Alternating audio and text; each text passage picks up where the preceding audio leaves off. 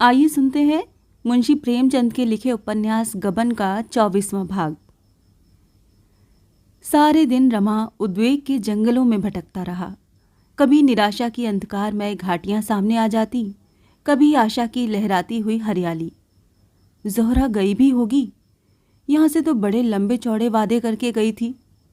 उसे क्या गरज है, आकर कह देगी मुलाकात ही नहीं हुई।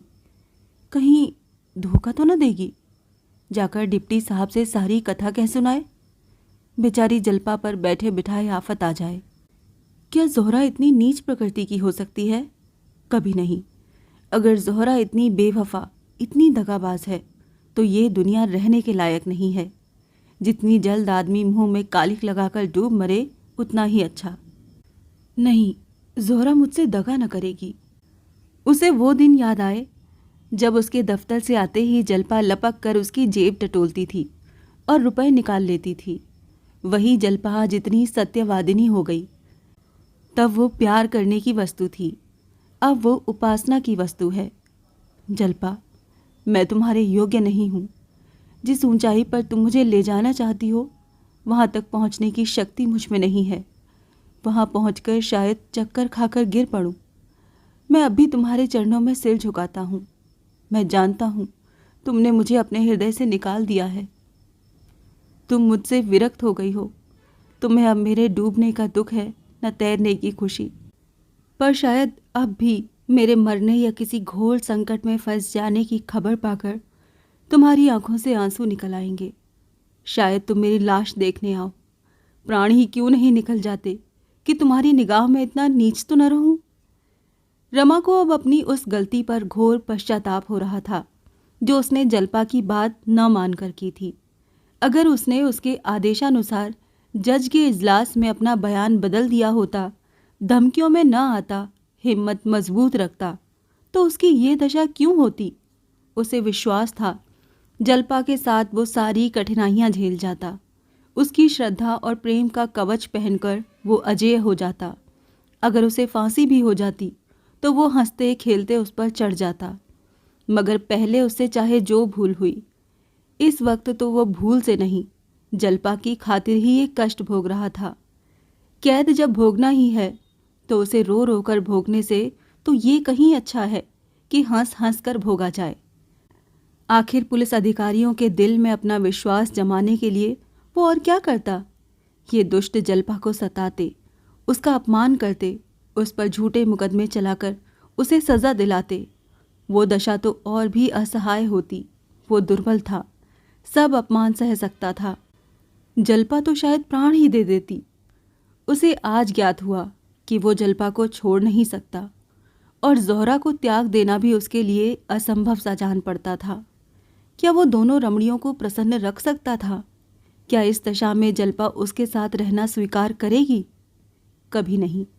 वो शायद उसे कभी क्षमा न करेगी।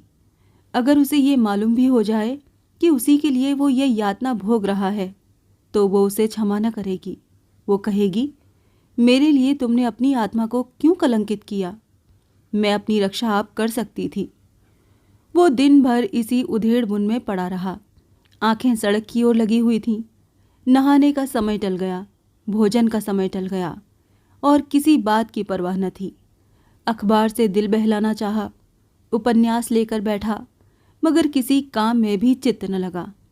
आज दरोगा जी भी नहीं आए।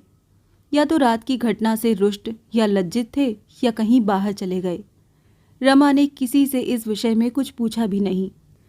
सभी दुर्लभ मनुष्यों की भांति रमा भी अपने पतन से लज्जित था। वो जब एकांत में बैठता तो उसे अपनी दशा पर दुख होता। क्यों उसकी विलास वृत्ति इतनी प्रबल है? वो इतना विवेक शून्य न था कि अधोगति में भी प्रसन्न रहता। लेकिन जो ही और लोग आ जाते, शराब की बोतल आ जाती, ज़ोहरा सामने बैठ जाती, उसका सारा विवेक और धर्म ज्ञान नष्ट हो जाता।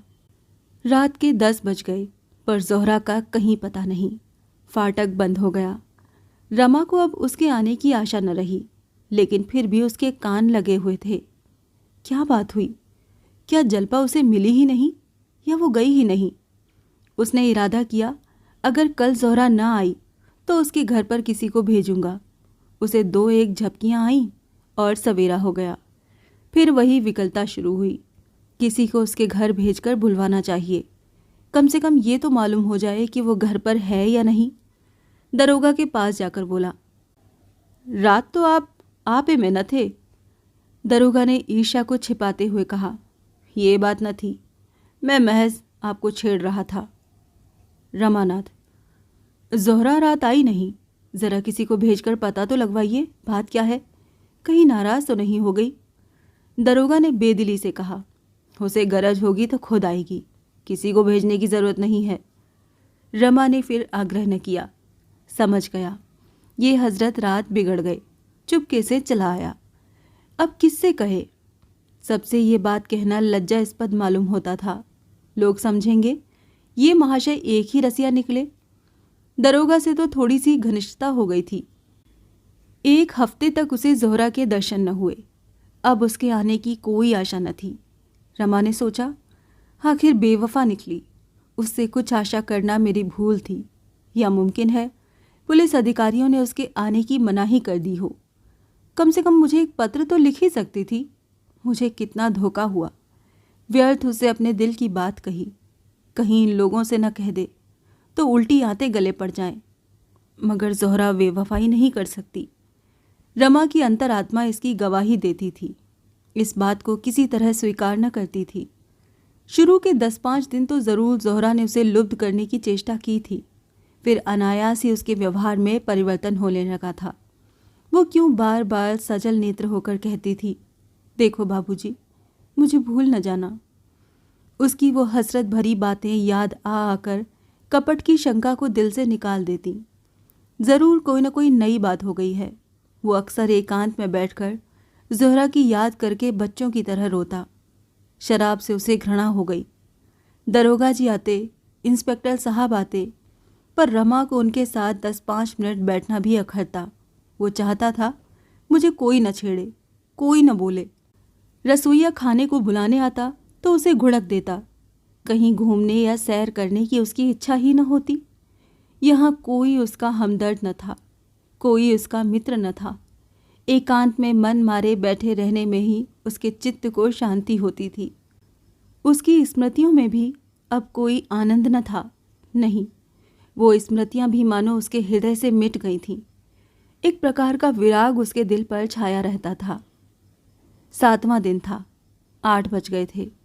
आज एक बहुत अच्छा फिल्म होने वाला था, एक प्रेम कथा थी। दरोगा जी ने आकर रमा से कहा तो वो चलने को तैयार हो गया। कपड़े पहन रहा था कि ज़ोहरा आ पहुंची। रमा ने उसकी तरफ एक बार आंख उठाकर देखा, फिर आईने में अपने बाल संवारने लगा। न कुछ बोला, न कुछ कहा। हाँ, ज़ोहरा का वो सादा आभूषणहीन स्वरूप देखकर उसे कुछ आश्चर्य अवश्य हुआ। वो केवल एक सफ़ेद साड़ी पहने हुए थी। आभूषण का एक तार भी उसकी देह पर न था। होठ मुरझाए हुए और चेहरे पर क्रीड़ामय चंचलता की जगह तेजमय गंभीरता झलक रही थी। वो 1 मिनट खड़ी रही, तब रमा के पास जाकर बोली, क्या मुझसे नाराज़ हो? बिना कुछ पूछे गछे। रमा ने फिर भी कोई जवाब न दिया, जूते पहनने लगा। ज़ोहरा ने उसका हाथ पकड़कर कहा, क्या ये नाराज़गी इसीलिए है कि मैं इतने दिनों आई क्यों नहीं? रमा ने रुखाई से जवाब दिया, अगर तुम अब भी ना आती तो मेरा क्या अख्तियार था? तुम्हारी दया थी कि चली आई। ये कहने के साथ उसे ख्याल आया कि मैं इसके साथ अन्याय कर रहा हूँ। लज्जित नज़रों से उसकी ओर ताकने लगा। ज़ोहरा ने मुस्कुरा कर कहा, ये अच्छी दिल लगी है। आपने ही तो एक काम सौंपा और जब वो काम करके लौटी तो आप बिगड़ रहे हैं। क्या आपने वो काम इतना आसान समझा था कि चुटकी बजाने में पूरा हो जाएगा? तुमने मुझे उस देवी से वरदान लेने भेजा था, जो ऊपर से फल है पर भीतर से पत्थर, जो इतनी नाजुक होकर भी इतनी मजबूत है। रमा ने बेदिली से पूछा, है कहाँ? क्या करती है?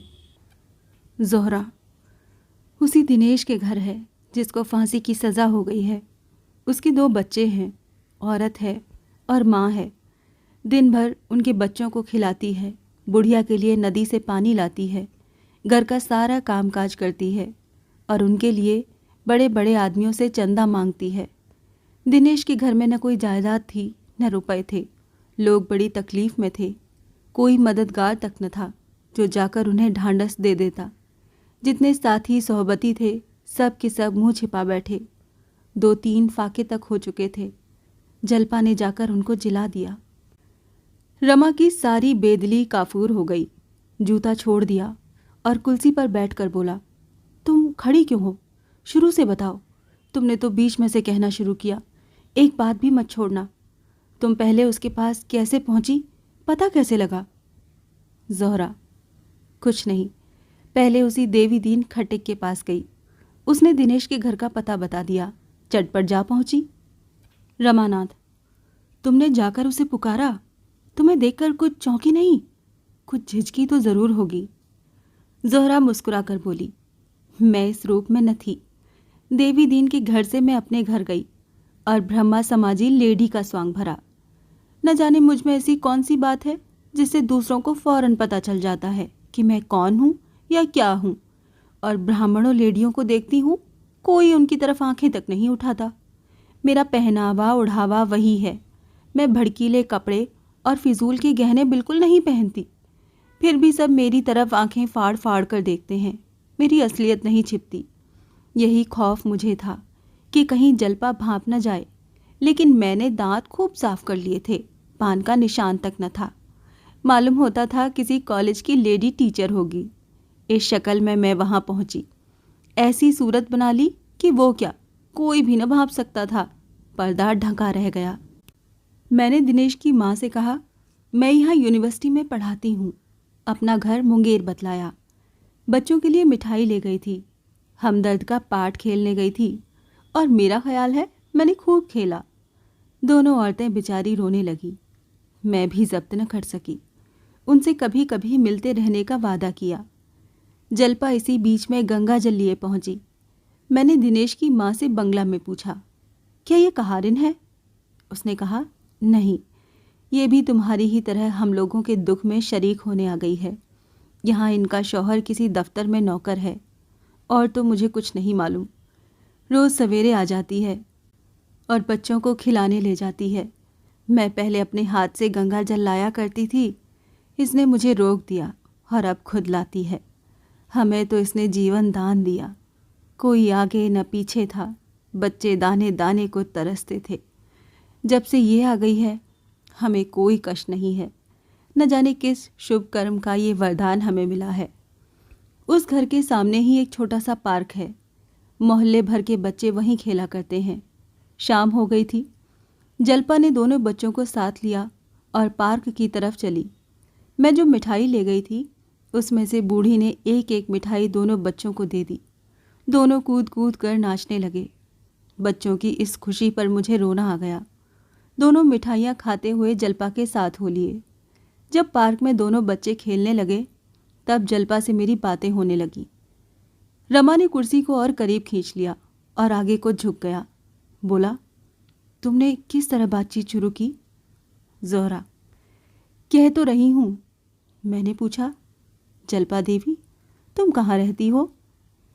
घर की दोनों औरतों से तुम्हारी बढ़ाई सुनकर तुम्हारे ऊपर आशिक हो गई हूँ। रमानाथ, यही लफ्ज़ कहा था तुमने? ज़ोहरा, हाँ, ज़रा मजाक करने की सूझी। मेरी तरफ ताज्जुब से देखकर बोली, तुम तो बंगाली नहीं मालूम होती। इतनी साफ हिंदी कोई बंगाली नहीं बोलती। मैंने कहा, मैं मुंगेर की रहने वाली हूँ और वहाँ मुसलमानी औरतों के साथ बहुत मिलती जुलती रही हूँ। आपसे कभी कभी मिलने का जी चाहता है। आप कहाँ रहती हैं? कभी कभी 2 घड़ी के लिए चली आऊँगी। आपके साथ घड़ी भर बैठकर मैं भी आदमियत सीख जाऊँगी। जलपा ने शर्मा कर कहा, तुम तो मुझे बनाने लगी। कहाँ तुम कॉलेज की पढ़ाने वाली, कहाँ मैं अनपढ़ गंवार औरत। तुमसे मिलकर मैं अलबत्ता आदमी बन जाऊँगी। जब जी चाहे यहीं चले आना। यही मेरा घर समझो। मैंने कहा, तुम्हारे स्वामी जी ने तुम्हें इतनी आज़ादी दे रखी है? बड़े अच्छे ख्यालों के आदमी होंगे। किस दफ्तर में नौकर हैं? जलपा ने अपने नाखूनों को देखते हुए कहा, पुलिस में उम्मीदवार हैं। मैंने ताज्जुब से कहा, पुलिस के आदमी होकर वो तुम्हें यहाँ आने की आज़ादी देते हैं? जलपा इस प्रश्न के लिए तैयार न मालूम होती थी। कुछ चौंक कर बोली, वो वो मुझसे कुछ नहीं कहते। मैंने उनसे यहाँ आने की बात नहीं कही। वो घर बहुत कम आते हैं, वहीं पुलिस वालों के साथ रहते हैं। उन्होंने एक साथ 3 जवाब दिए। फिर भी उन्हें शक हो रहा था कि इनमें से कोई जवाब इत्मीनान के लायक नहीं है। वो कुछ खिसियानी सी होकर दूसरी तरफ ताकने लगी। मैंने पूछा, तुम अपने स्वामी से कहकर किसी तरह मेरी मुलाकात उस मुखबिर से करा सकती हो जिसने इन कैदियों के खिलाफ गवाही दी है? रमानाथ की आंखें फैल गईं और छाती धक धक करने लगी। ज़ोहरा बोली। ये सुनकर जल्पा ने मुझे चुभती हुई आंखों से देखकर पूछा, तुम उनसे मिलकर क्या करोगी? मैंने कहा, तुम मुलाकात करा सकती हो या नहीं? मैं उनसे यही पूछना चाहती हूँ कि तुमने इतने आदमियों को फंसा कर क्या पाया? देखूंगी वो क्या जवाब देते हैं। जल्पा का चेहरा सख्त पड़ गया। वो बोली, वो ये कह सकता है कि मैंने अपने फ़ायदे के लिए किया। सभी आदमी अपना फ़ायदा सोचते हैं। मैंने भी सोचा। जब पुलिस के सैकड़ों आदमियों से कोई ये प्रश्न नहीं करता तो उससे ये प्रश्न क्यों किया जाए? उससे कोई फ़ायदा नहीं।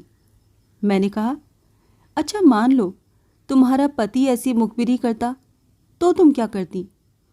जल्पा ने मेरी तरफ सहमी हुई आंखों से देखकर कहा, तुम मुझसे ये सवाल क्यों करती हो? तुम खुद अपने दिल में इसका जवाब क्यों नहीं ढूंढती? मैंने कहा, मैं तो उनसे कभी न बोलती, न कभी उसकी सूरत देखती। जल्पा ने गंभीर चिंता के भाव से कहा, शायद मैं भी ऐसा ही समझती या ना समझती, कुछ कह नहीं सकती। आखिर पुलिस के अफसरों के घर में भी तो औरतें हैं। वो क्यों नहीं अपने आदमियों से कुछ कहती? जिस तरह उनके हृदय अपने मर्दों के से हो गए हैं, संभव है मेरा हृदय भी वैसा ही हो जाता। इतने में अंधेरा हो गया। जल्पा देवी ने कहा, मुझे देर हो रही है, बच्चे साथ हैं, कल हो सके तो फिर मिलिएगा। आपकी बातों में बड़ा आनंद आता है। मैं चलने लगी तो उन्होंने चलते चलते मुझसे कहा, ज़रूर आइएगा, वहीं मैं मिलूँगी, आपका इंतज़ार करती रहूँगी।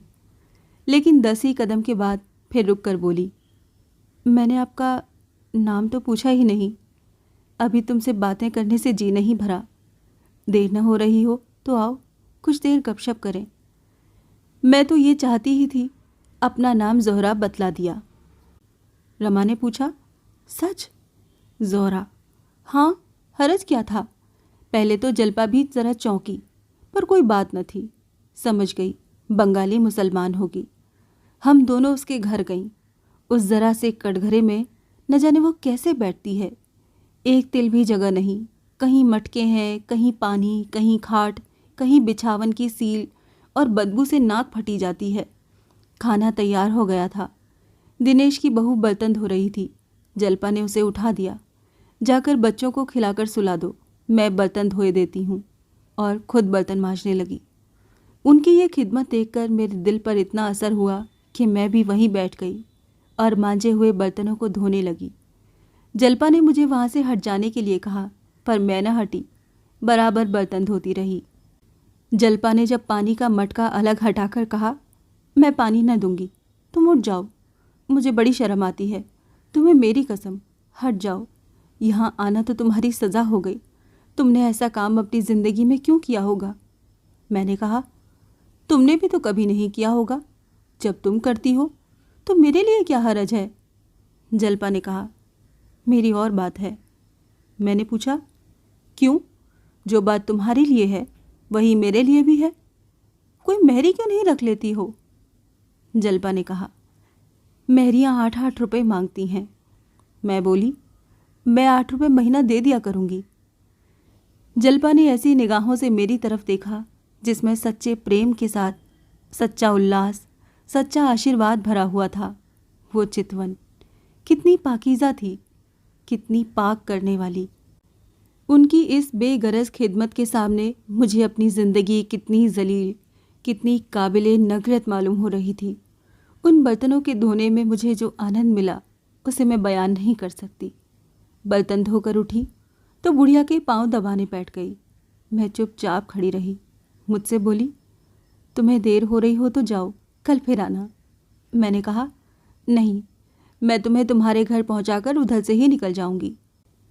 गरज 9 बजे के बाद वो वहाँ से चली। रास्ते में मैंने कहा, जल्पा, तुम सचमुच देवी हो। जल्पा ने छूटते ही कहा, ज़ोहरा, ऐसा मत कहो। मैं खिदमत नहीं कर रही हूँ, अपने पापों का प्रायश्चित कर रही हूँ। मैं बहुत दुखी हूँ। मुझसे बड़ी अभागिनी संसार में न होगी। मैंने अनजान बनकर कहा। इसका मतलब मैं नहीं समझी। जल्पा ने सामने ताकते हुए कहा, कभी समझ जाओगी। मेरा प्रायश्चित इस जन्म में न पूरा होगा। इसके लिए तो मुझे कई जन्म लेने पड़ेंगे। मैंने कहा, तुम तो मुझे चक्कर में डाले देती हो बहन। मेरी समझ में कुछ नहीं आ रहा है। जब तक तुम इसे समझा न दोगी, मैं तुम्हारा गला न छोड़ूंगी। जल्पा ने एक लंबी सांस लेकर कहा, ज़ोहरा, किसी बात को खुद छिपाए रहना इससे ज़्यादा आसान है कि दूसरों पर वो बोझ रखूं। मैंने आर्द्र कंठ से कहा, हाँ, पहली मुलाकात में अगर आपको मुझ पर इतना एतबार न हो तो मैं आपको इल्ज़ाम न दूंगी, मगर कभी न कभी आपको मुझ पर एतबार करना पड़ेगा। मैं आपको छोड़ूंगी नहीं। कुछ दूर तक हम दोनों चुपचाप चलती रहीं। एकाएक जल्पा ने कांपती हुई आवाज़ में कहा, ज़ोहरा, अगर इस वक्त तुम्हें मालूम हो जाए कि मैं कौन हूँ तो शायद तुम नफ़रत से मुंह उधर कर लोगी और मेरे साए से भी दूर भागोगी। इन लफ्ज़ों में न मालूम क्या जादू था कि मेरे सारे रोए खड़े हो गए। ये एक रंज और शर्म से भरे हुए दिल की आवाज़ थी और इसने मेरी स्याह ज़िंदगी की सूरत मेरे सामने खड़ी कर दी। मेरी आंखों में आंसू भर आए। ऐसा जी में आया कि अपना सारा स्वांग खोल दूं। न जाने उनके सामने मेरा दिल क्यों ऐसा हो गया था। मैंने बड़े बड़े कांये और छटे हुए शोहदों और पुलिस अफसरों को चपरगट्टू बनाया है, पर उनके सामने मैं जैसे भीगी बिल्ली बनी हुई थी। फिर मैंने जाने कैसे अपने को संभाल लिया। मैं बोली तो मेरा गला भी भरा हुआ था, ये तुम्हारा ख्याल गलत है देवी। शायद तब मैं तुम्हारे पैरों पर गिर पड़ूं। अपनी या अपनों की बुराइयों पर शर्मिंदा होना सच्चे दिलों का काम है। जल्पा ने कहा, लेकिन तुम मेरा हाल जानकर क्या करोगी?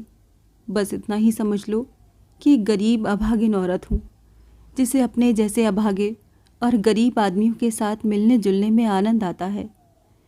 इसी तरह वो बार बार टालती रही, लेकिन मैंने पीछा न छोड़ा। आखिर उसके मुंह से बात निकाल ही ली। रमा ने कहा, ये नहीं, सब कुछ कहना पड़ेगा। ज़ोहरा, अब आधी रात तक की कथा कहाँ तक सुनाऊं? घंटों लग जाएंगे। जब मैं बहुत पीछे पड़ी तब उन्होंने आखिर में कहा, मैं उसी मुखबिर की बदनसीब औरत हूँ जिसने इन कैदियों पर ये आफत ढाई है। ये कहते कहते वो रो पड़ी। फिर ज़रा आवाज़ को संभाल कर बोली, हम लोग इलाहाबाद के रहने वाले हैं। एक ऐसी बात हुई कि इन्हें वहाँ से भागना पड़ा। किसी से कुछ कहा न सुना, भाग आए। कई महीनों में पता चला कि वो यहाँ हैं। रमा ने कहा, इसका भी किस्सा है, तुम्हें बताऊंगा कभी। जल्पा के सिवाय और किसी को ये न सूझती। ज़ोहरा बोली, ये सब मैंने दूसरे दिन जान लिया। अब मैं तुम्हारे रग रग से वाकिफ़ हो गई। जल्पा मेरी सहेली है। शायद ही अपनी कोई बात उन्होंने मुझसे छिपाई हो। कहने लगी, ज़ोहरा, मैं बड़ी मुसीबत में फंसी हुई हूँ।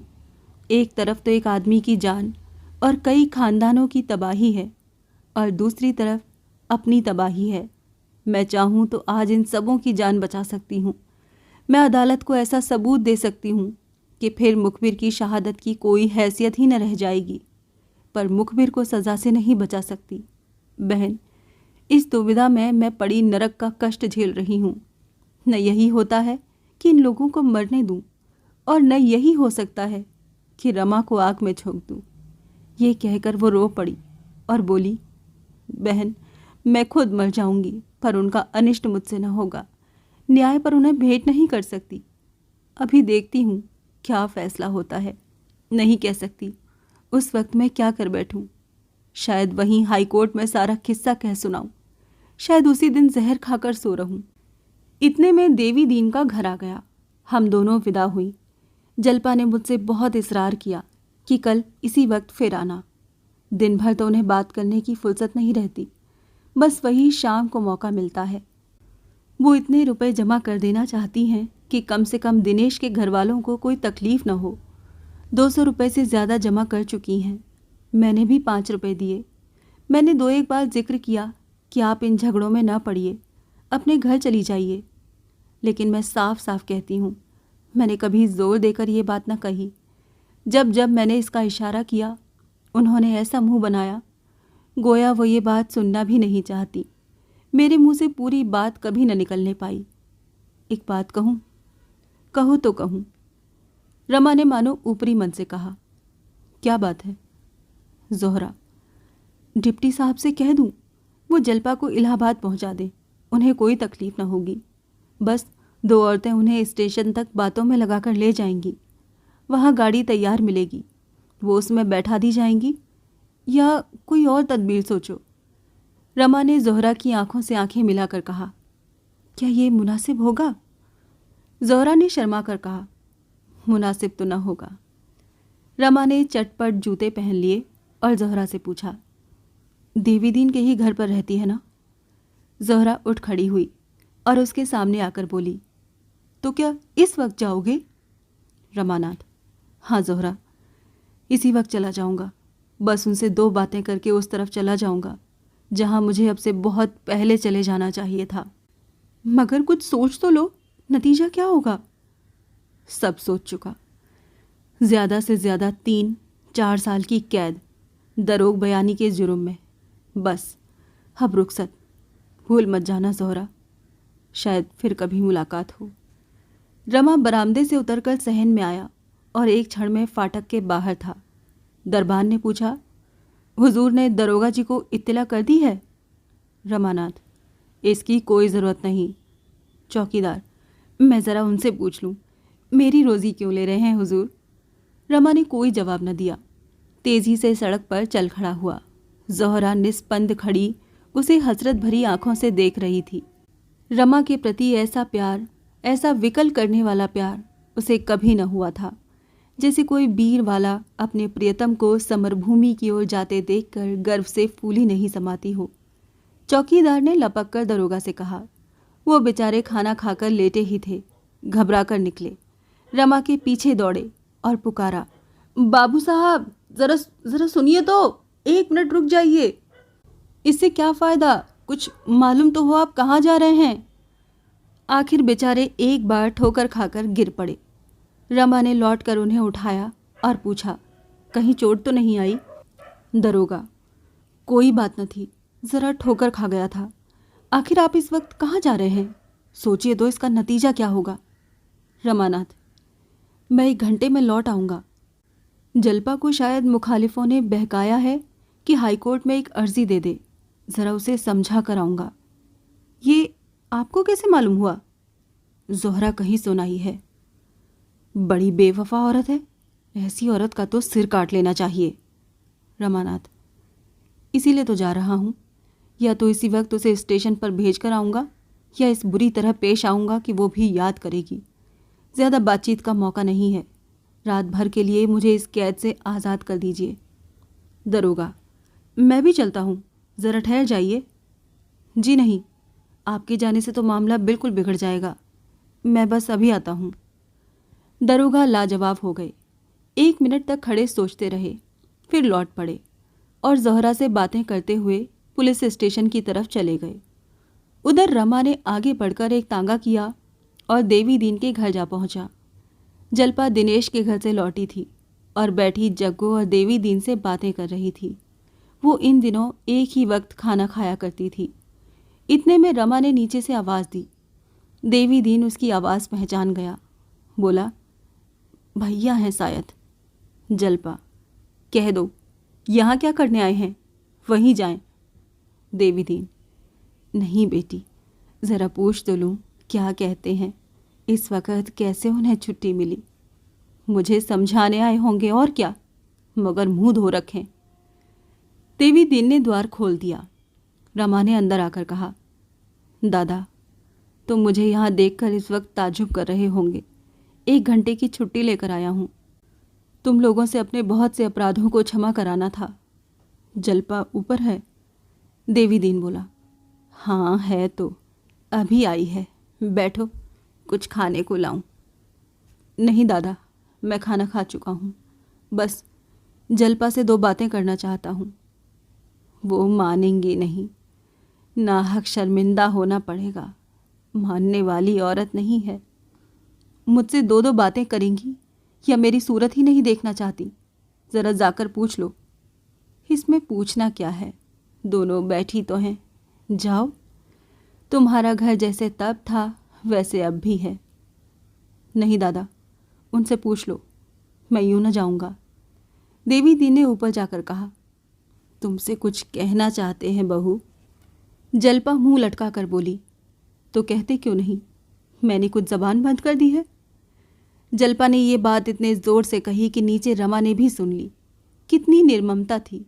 उसकी सारी मिलन लालसा मानो उड़ गई। नीचे ही से खड़े खड़े बोला, वो अगर मुझसे नहीं बोलना चाहती तो कोई ज़बरदस्ती नहीं।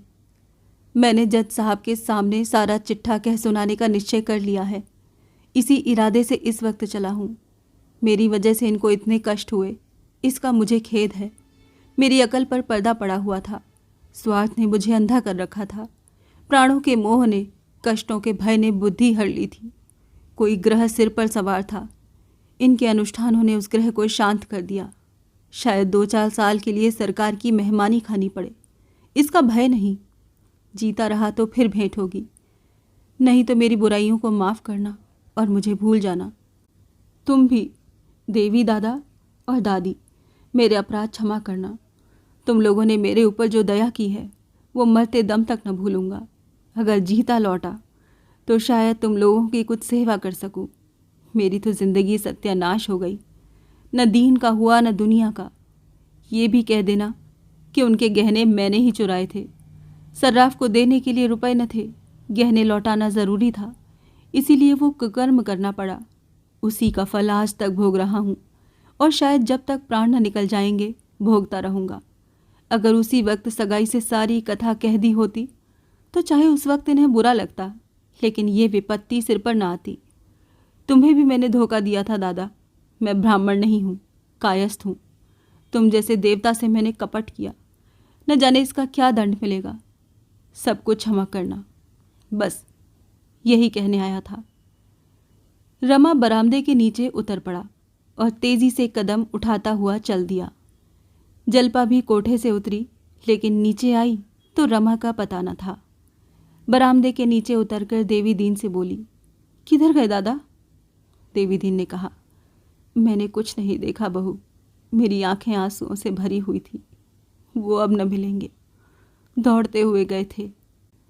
जल्पा कई मिनट तक सड़क पर निस्पंद सी खड़ी रही। उन्हें कैसे रोक लूं? इस वक्त वो कितने दुखी हैं, कितने निराश हैं।